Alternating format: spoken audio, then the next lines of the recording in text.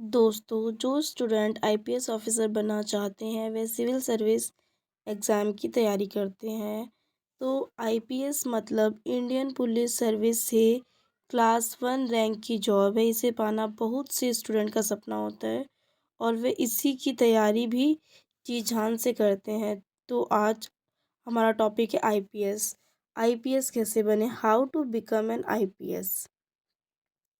तो ये क्या क्वालिफ़िकेशन होनी चाहिए, एज क्राइटेरिया क्या है, फ़िज़िकल टेस्ट में क्या होगा, एग्ज़ाम फॉर्म कब भर सकते हैं, क्या परसेंटेज रिक्वायरमेंट है, एग्ज़ाम में कितने स्टेज होते हैं, आप कितनी बार अटेम्प्ट ले सकते हैं पेपर को, मतलब कितनी बार दे सकते हैं, कट ऑफ कितना होता है, सैलरी कितनी मिलती है, इसके लिए पढ़ाई कैसे की जाए। इन सभी पॉइंट को मैं इस वीडियो में डिस्क्राइब करने वाली हूँ, तो बने रहे हमारे साथ। Hello friends, my name is Isha. दोस्तों, आईपीएस का एग्ज़ाम यूपीएससी कंडक्ट कराती है, मतलब यूनियन पब्लिक सर्विस कमीशन। अगर कोई कहता है कि वे आईपीएस की तैयारी कर रहा है तो गलत है। असल में वो आईपीएस की तैयारी नहीं, वो सिविल सर्विस एग्ज़ाम की तैयारी कर रहा होता है। इसके अंतर्गत कई सर्विसेज है, जैसे कि आईएएस, आईपीएस, आईएफएस, आईआरएस। तो 24 तरह की सर्विसेज हैं। इसका एग्ज़ाम यूपीएससी ऑर्गेनाइज कराती है। तो दोस्तों, एक इम्पॉर्टेंट बात बता दूं कि आईएएस और आईपीएस का एग्ज़ाम एक ही होता है, लेकिन आईपीएस के लिए एक टेस्ट बढ़ जाता है, वो है फिज़िकल टेस्ट। इस पे कुछ ज़्यादा नहीं होता। दोस्तों, ये आप पूछेंगे सिविल सर्विस एग्ज़ाम पास होने के बाद जितने भी आईपीएस बनते हैं उन्हें जॉब किस चीज़ की मिलती है, तो आपको बता दूं कि उन्हें जॉब किस चीज़ की मिलती है, उनका काम क्या होता है, तो ये हम जानेंगे। तो पहले हम जॉब के बारे में डिटेल में बात कर लेते हैं कि कौन कौन सी उन्हें जॉब मिल सकती है। जितने भी ASP, DSP, SP, SSP, DIG, IgD, GP होते हैं, वे सभी आईपीएस होते हैं। दोस्तों, अब हम बात करते हैं आईपीएस बनने के लिए क्या क्वालिफ़िकेशन होनी चाहिए। एंड दोस्तों, इस जॉब के लिए आपका ग्रेजुएशन होना ज़रूरी है, मतलब किसी भी सब्जेक्ट से आपका ग्रेजुएशन होना ज़रूरी है। मतलब अगर आप किसी भी सब्जेक्ट से मिनिमम मार्क्स से ग्रेजुएट है, या आप ग्रेजुएशन लास्ट ईयर या लास्ट सेमेस्टर के छात्र हैं, तो आप आईपीएस का फॉर्म भर सकते हैं। स्टूडेंट, यहाँ पे थोड़ा सा गया को सकते लिखना है, यहाँ पे हमने गलती से लिख दिया है।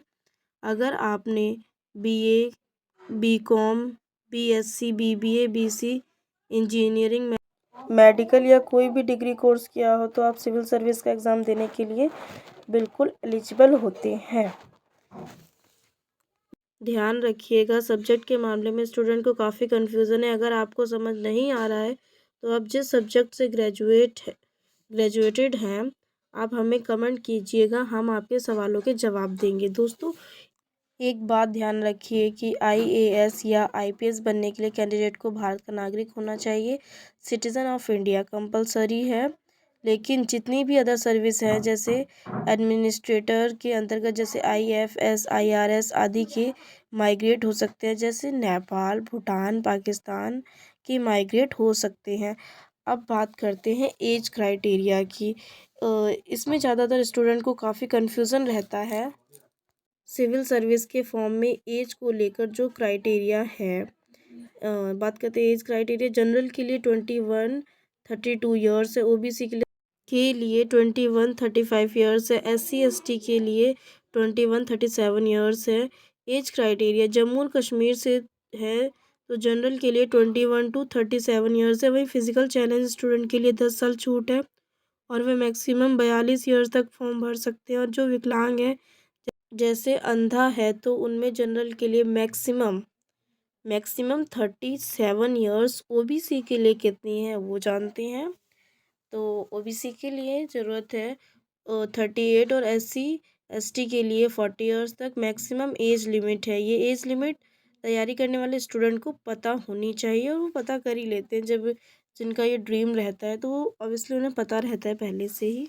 दोस्तों, आईएएस के लिए कोई फिज़िकल स्टैंडर्ड नहीं है, आईपीएस बनने के लिए फ़िज़िकल स्टैंडर्ड है। दोस्तों, आईपीएस के लिए जो फिज़िकल रिक्वायरमेंट है उसे डिटेल में समझ लेते हैं। पहले जानते हैं हाइट रिक्वायरमेंट कितनी चाहिए एग्ज़ाम देने के लिए।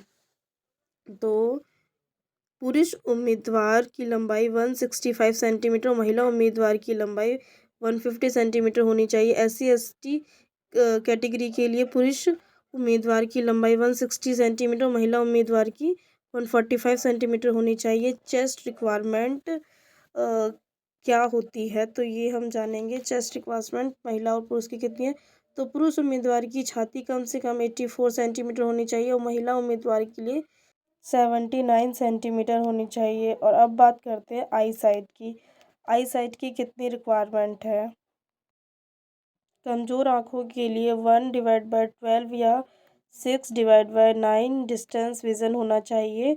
स्वास्थ्य आँखों के लिए डिस्टेंस विज़न 6/6 है या 6/9 होना चाहिए। नियर विज़न कमज़ोर आँखों के लिए J2 और स्वस्थ आँखों के लिए J1 होना चाहिए।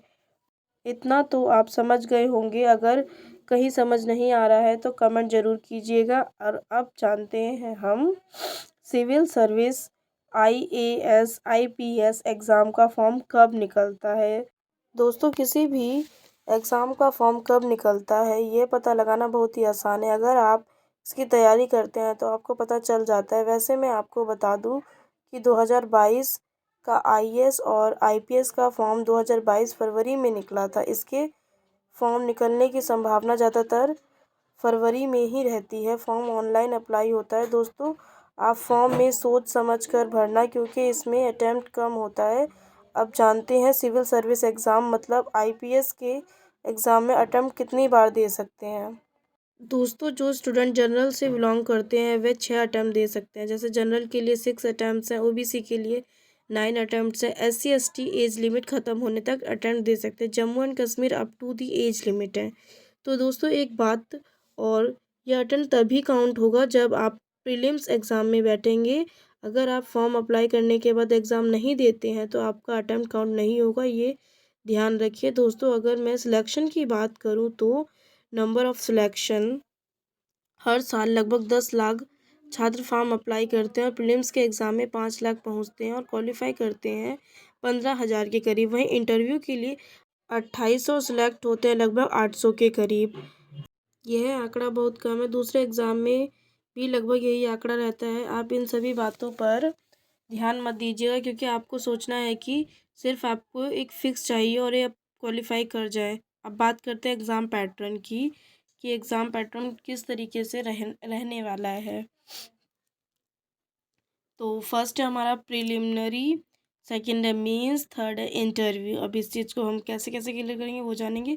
तो प्रिलिमिनरी एग्ज़ाम, प्रीलिम्स एग्ज़ाम में 2 पेपर होते हैं। पहले जनरल स्टडीज़ और CSET का होता है।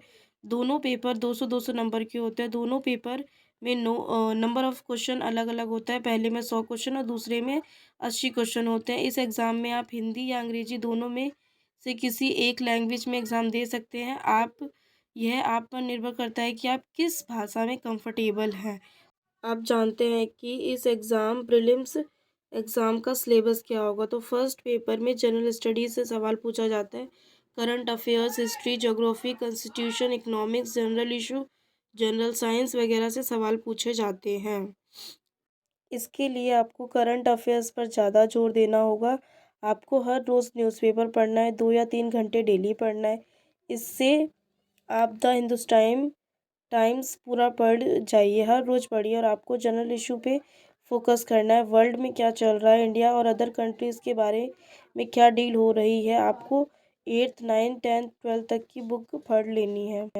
आप सोचेंगे कि बुक शॉप से मंथली करंट अफेयर्स की बुक परचेज़ करके पढ़ लिया और करंट अफेयर्स कंप्लीट हो गया। ऐसा बिल्कुल भी नहीं है। आपको न्यूज़पेपर के साथ साथ टीवी पर चल रहे जनरल इश्यूज़ को देखिए और समझने का प्रयास कीजिए, क्योंकि इसमें ज़्यादातर political, national, international, state level के न्यूज़ होते हैं। वही ज़्यादातर टॉपर्स राज्यसभा टीवी देखने को कहते हैं, क्योंकि वहाँ बहुत सारे कंटेंट ऐसे होते हैं जिससे सिविल सर्विस एग्ज़ाम में आपको काफ़ी हेल्प मिलेगी।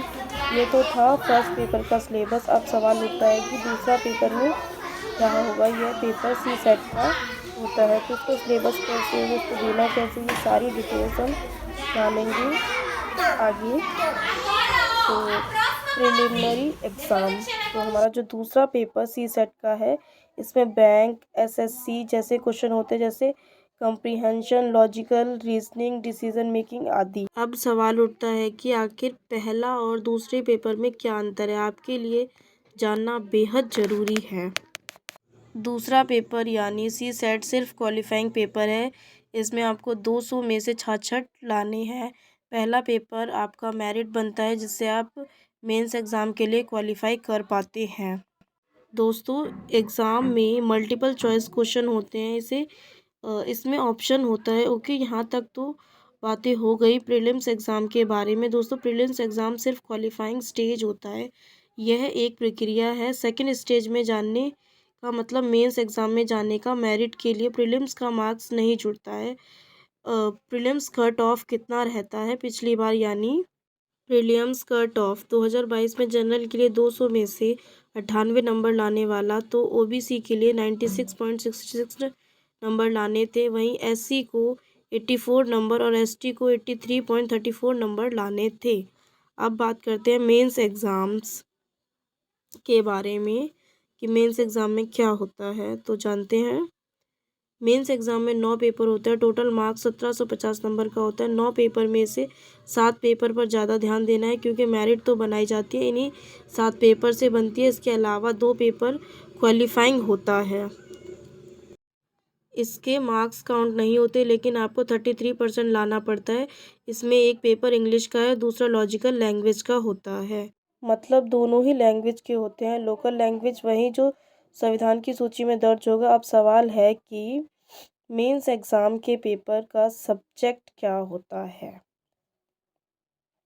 मेंस एग्ज़ाम पेपर 1 जनरल ऐसे 2 ऐसे लिखने होते हैं। दोनों 150 मार्क्स के होते हैं। And second paper general studies, Indian history and culture, world geography and society. Paper second constitution, politics, social justice and international से होता है। पेपर फोर्थ में technology, economics, development, biodiversity, environment, security and disaster management. Paper third ethics, integrity and aptitude का होता है। अगर हम सामान्य शब्दों में बात करें तो आप किसी भी टॉपिक्स पर क्या सोचते हैं, क्या विचार रखते हैं, किसी घटना पर आप कैसे रिएक्ट करते हैं दोस्तों। तो मेंस एग्ज़ाम का पेपर 6th एंड 6th या 7th ऑप्शनल पेपर होते हैं। मतलब आपको जो भी सब्जेक्ट सेलेक्ट करना है आपको उसी का लैंग्वेज देना पड़ेगा।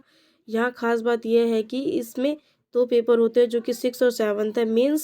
अब मेंस के कट ऑफ पर बात करते हैं। पिछली बार यानी 2022 का जनरल के लिए कट ऑफ 774 गया, OBC के लिए 732, SC के लिए 719 और ST के लिए 719 गया। आपको यह नंबर कम लग रहा होगा, लेकिन अगर असल में इस एग्ज़ाम में एक एक नंबर लाना काफ़ी मुश्किल होता है। एक एक नंबर पर रैंक बदल जाती है। अब आ जाते हैं इंटरव्यू लेवल पर। इसे पर्सनैलिटी टेस्ट कहते हैं। ये काफ़ी टफ होता है क्योंकि यहीं पर आपकी असल परीक्षा होती है। ज़्यादातर टॉपर ने बताया है कि स्टूडेंट PT में तो पास कर जाते हैं लेकिन इंटरव्यू में रिजेक्ट हो जाते हैं। मैंने अभी आपको थोड़ी देर पहले ही बताया कि फॉर्म भरने से लेकर सिलेक्ट होने तक के आंकड़े के बारे में। इंटरव्यू में छंटने के कई कारण हैं, जैसे स्टूडेंट में कॉन्फिडेंस लेवल कमी, बात करने का तरीका, इंटरव्यू रूम में इन करने का तरीका, अपने ड्रेस कैसा पहना, इन सभी चीज़ों पर वहाँ फोकस किया जाता है। सिविल सर्विस एग्ज़ाम का पिछली बार यानी कि 2022 का कट ऑफ कितना रहा जानते हैं। Mains exam final cut off general के लिए 982 रहा, OBC के लिए 938, SC का 912, वहीं ST के लिए 912 था। फॉर्म भरते समय ही पूछा जाता है कि आप कौन कौन सी सर्विस पसंद करते हैं। 3 सर्विस को, जैसे IAS, IPS, IFS को ऑल इंडिया सर्विस कहा जाता है। बाकी सर्विस सेंट्रल सर्विस में आती हैं। अब बात करते हैं सैलरी पर। SP की 78,000 के करीब, SSP को 1,31,000, DIG को 1,44,000 और DGP को 1,82,000। इसके अलावा बहुत सारी सुविधा भी प्रदान करती है। तो अब हम आ चुके हैं लास्ट में। अगर वीडियो में कोई भी कन्फ्यूज़न है तो कमेंट बॉक्स में कमेंट जरूर कीजिएगा ताकि आपको हमारी तरफ से कोई भी डाउट ना रहे। वीडियो को लाइक जरूर कीजिएगा।